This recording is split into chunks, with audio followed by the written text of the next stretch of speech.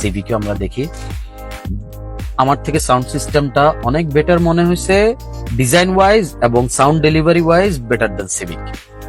Civic এই গাড়ির সাথে একমাত্র কম্পারিজনে আসবে যদি আপনি অপশন দেন যে আমি নন হাইব্রিডে বেশি interested, then it comes Civic. Otherwise এটার সাথে কোনো কম্পারিজন আমার মতে আসে না।